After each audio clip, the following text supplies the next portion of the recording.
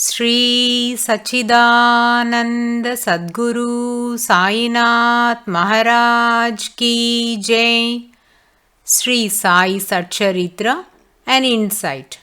Episode 143. My humble prostrations at the lotus feet of our Sadguru Sai. By the divine grace of Sai, an attempt has been made to translate the gist of the divine discourse of Sri Ramanathan Brother telecasted in Sai TV. This is purely done to share the glory of Sai and his divine teachings with more insight to the aspirants. Om Gurur Brahma Gurur Vishnu Gurur Devo Maheshwaraha Guru Sakshat Parabrahmam Tasmai Shri Gurave Namaha. Devotees, in the previous episode, we listened to the Leelas of Harichandra Pitale and understood how Sri Sai made him realize their family's association with Swami Samarth by giving 2 rupee coins. Pitale's mother could recollect a similar incident that occurred many years ago only after listening to the special mention made by Sri Sai to Harichandra Pitale that I have already given you ₹3. Initially, this assertion led the whole family to a state of confusion, as this being Pitale's first darshan and visit to Shiradi. But in a short while, his mother could connect the dots, and they were awestruck to realize that this statement of Sri Sai signifies that he and Swami Samarth are one and the same. Time and again, Sri Sai Maharaj has reinstated this truth. There are many evidences in Sri Sai Satcharitra to prove this, and one of them is narrated by Hemat Panji under the heading Installing the Holy Padukas of Sri Sai Baba at Gurusthan. This was initiated by a compounder, an ardent devotee of Swami Akalkot Maharaj named Bhai Krishnaji Ali Bakar. He, along with 2 other fervent devotees of Sri Sai Baba known as Sagunmeru Nayak and Govind Kamlakar Dikshit, arranged to install the holy padukas of Sri Sai Baba. When these padukas were taken to Sri Sai Maharaj, he blessed them and said, "These are the divine feet of Allah, and the same were installed in Gurusthan in reminiscence of Sri Sai's revelation about his Guru's dwelling place under the neem tree." Devotees might recall that we have already listened to this Leela in detail in our earlier episodes. After installing the holy padukas of Sri Sai Maharaj at Gurusthan in Shiradi, Bhai Krishnaji Ali Bakar stayed there for some more time, as he remained enthralled in the devotion of Sri Sai Maharaj. After few days, he finally decided to go to Akkalkot, and as per the practice followed among the Sai devotees, he went to seek Sri Sai Maharaj's permission to leave. When he went, Sri Sai Baba said, "What is there in Akkalkot? That Maharaj is in my form here now. Hence, why should you go there?" Immediately, Bhai Krishnaji Ali Bakar dropped the idea of going to Akkalkot and was firm in the conviction that Sri Sai and Akkalkot Maharaj are one and the same. Thus, he returned home without going to Akkalkot. Sri Sai Baba had revealed to many close devotees of Akkalkot Maharaj that he and Swami Samarth are not different. Let me quote one more instance in this regard. One of the most fervent devotees, by named Babu Sahib Jog, who was engaged in the daily service of Sri Sai Maharaj, had the darshan of Akkalkot Maharaj in Sri Sai Baba. Once, Babu Sahib Jog sat watching Sri Sai Baba in Dwarakamai, and to his utter surprise, Sri Sai Maharaj, who was seated there, transformed his form to that of Akkalkot Maharaj. This happened just for a split of a second, and in no time he regained the form of Sri Sai Maharaj. This divine sport of Sri Sai revealed to Babu Sahib Jog that Sri Sai and Akkalkot Maharaj are one and the same. Despite the above miracles, various Leelas of Akkalkot Maharaj were again exhibited by Sri Sai Baba, and one among them was to turn a part of the leaves in a branch of the neem tree to sweet, while the rest remained bitter. Many Sai philosophers share a common opinion that the biography of Akkalkot Maharaj was very similar to that of the biography of Sri Sai Baba. Let us now listen to another miracle. This is about Sridhar Narayan Karka from Thane. He was an ardent devotee of Swami Akkalkot Maharaj, and once he happened to get a picture of Sri Sai Baba. So he decided to place the same in the puja altar, hence kept it next to the portrait of Akkalkot Maharaj. The moment he placed the pictures next to each other, a thought flashed in his mind. Sri Dattatreya is revered as an avatar or primal manifestation in Datta Sampradaya and Guru tradition. His incarnations are Sripad Sri Vallabha, Sri Narasimha Saraswati, and the third was Sri Swami Samarth of Akkalkot in the lineage of Sri Dattatreya. But what about Sri Sai Baba? Is he not a Muslim awliya? This notion of his made him little apprehensive about placing Sri Sai Baba's picture next to the lineage of the great Datta Sampradaya Gurus. Instantly, he moved the picture of Sri Sai Maharaj from there and kept it in a different spot.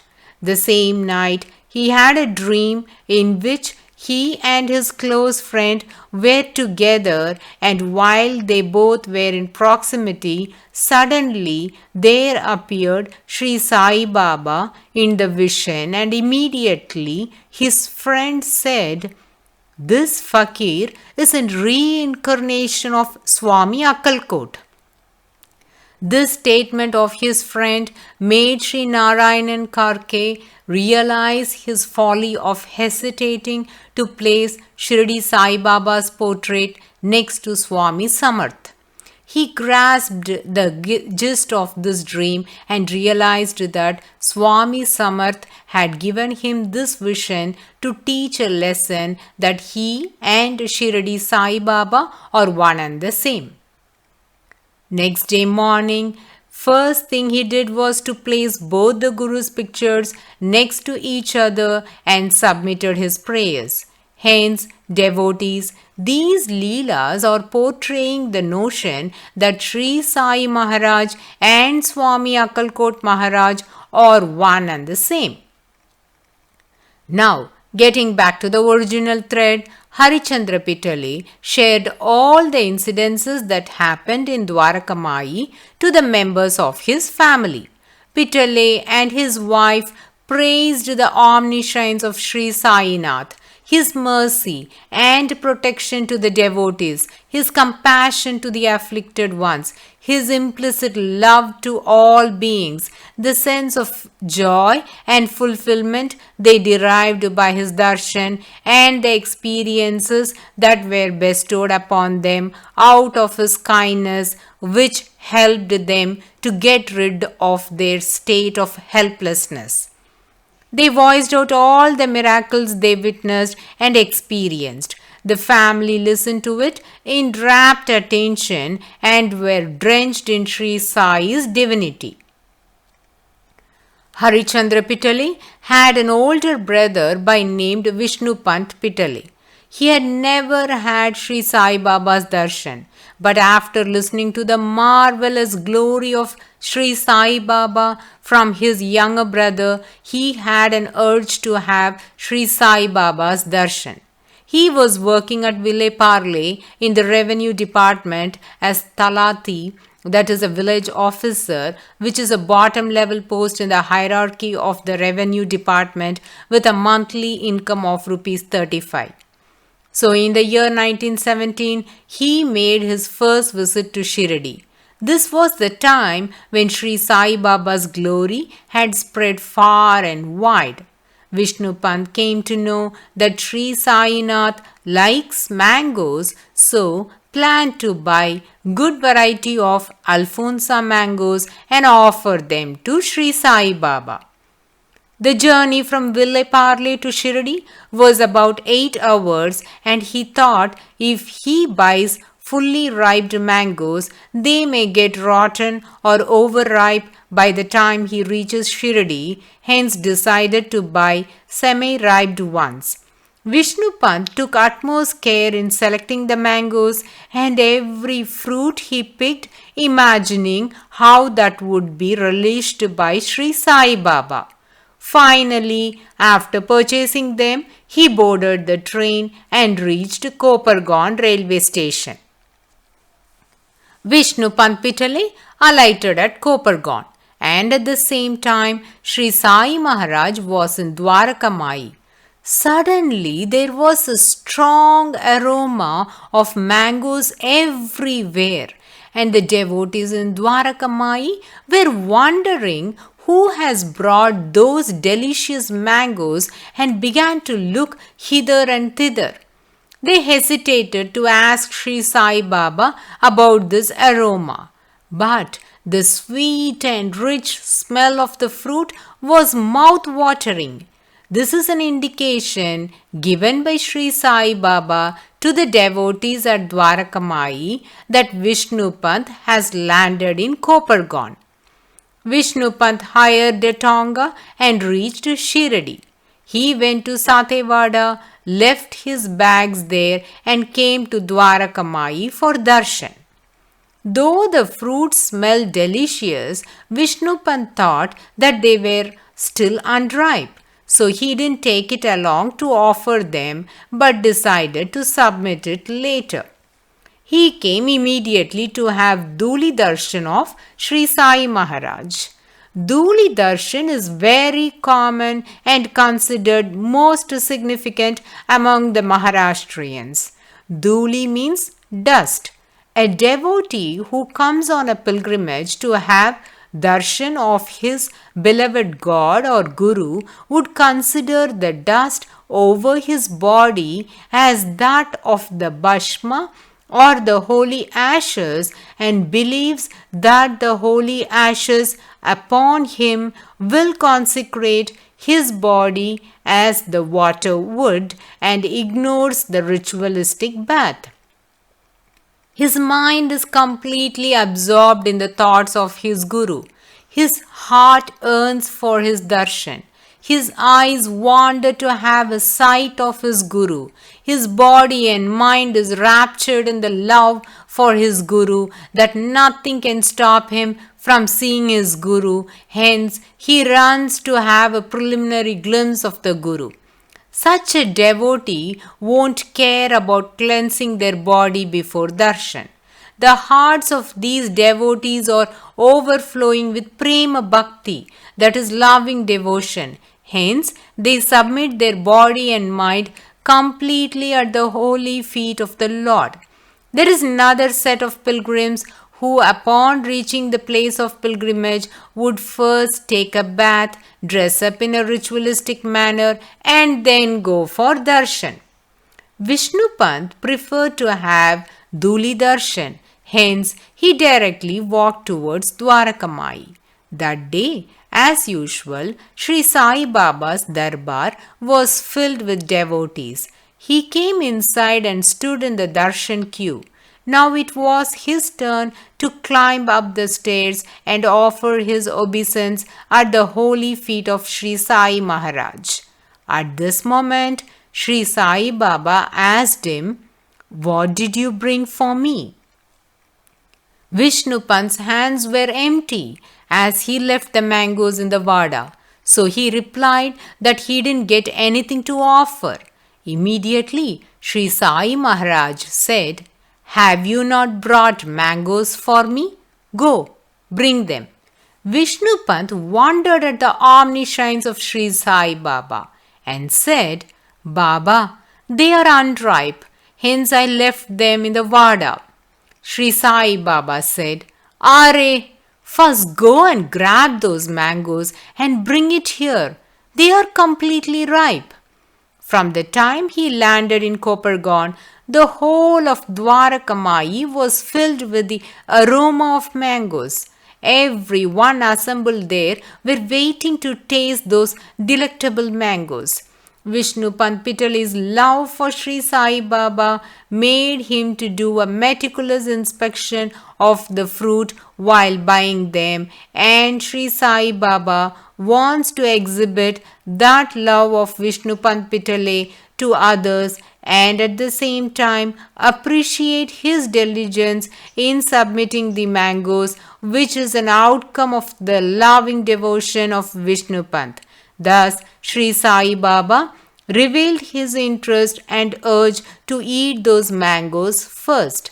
This is a testimony to the fact that God and Guru appreciates the pure and loving devotion of the devotees than anything else.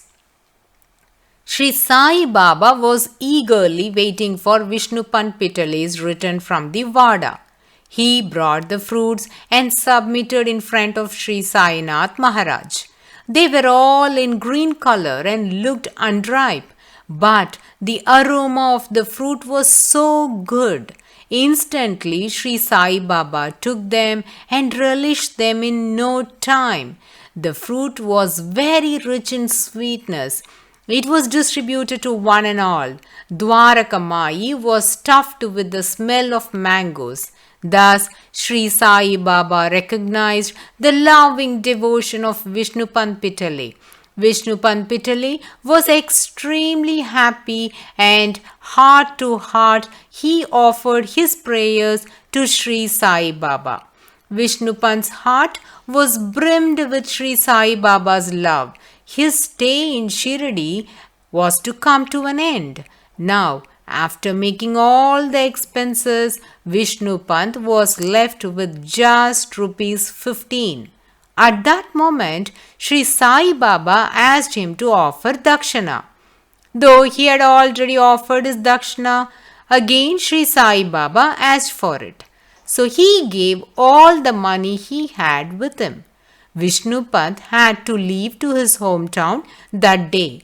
Hence, he was waiting for Sri Sai Baba's approval. Immediately, Sri Sainath blessed him, gave him Udi, and granted permission to leave.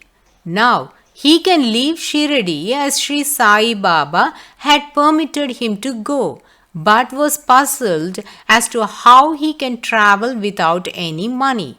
Vishnupant need money to hire a tonga from Shirdi to reach Kopargaon railway station. Then from there, he wants cash to buy the train ticket. As there was no money, he decided to walk up to Kopargaon. No sooner he began to walk, suddenly he realized a tonga stopping by his side. A rich man was seated in the tonga. He called out from inside and asked, "Looks like you're walking somewhere. Where are you up to?" Vishnupant gave a plain reply, "I am walking from one village to another."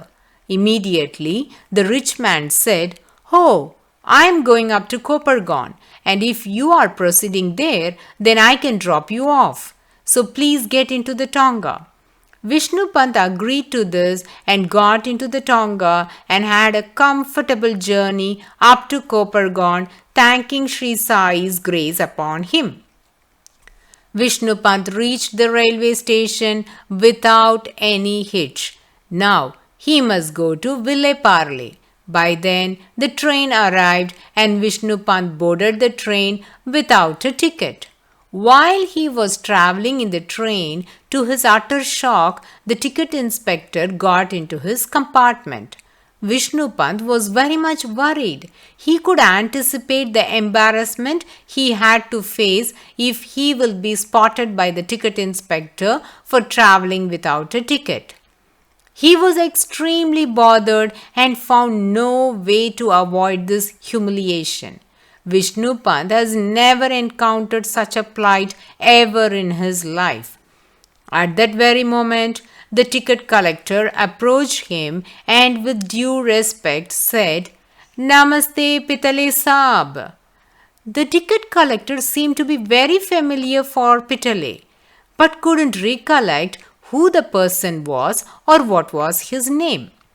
The ticket collector kept checking all the other passengers' tickets but never approached Pitale asking for the ticket. If that ticket collector was an acquaintance of Pitale, then he should at least have a conversation with Pitale recalling their bondage. But that also didn't happen. He examined the ticket of all the passengers in that compartment, and when the next railway station approached, he got down and went without enquiring or having any further talk with Vishnu Pant Pitale. This scene gave an assurance to Vishnu Pant that it is nothing less than Sri Sai Maharaj's divine sport. Thus, having no money at his disposal, he reached Ville-Parle without any hurdle. After his Shirdi darshan, he encountered a big turning point that led to the fortunes and transformed Vishnu Pant to reach great heights in his life. What was that? Devotees, please hold on to this thought and we shall listen to it along with many other mind-boggling leelas of Sri Sai Maharaj in the coming episode. Bow to Sri Sai. Peace be to all. Om Sai Ram.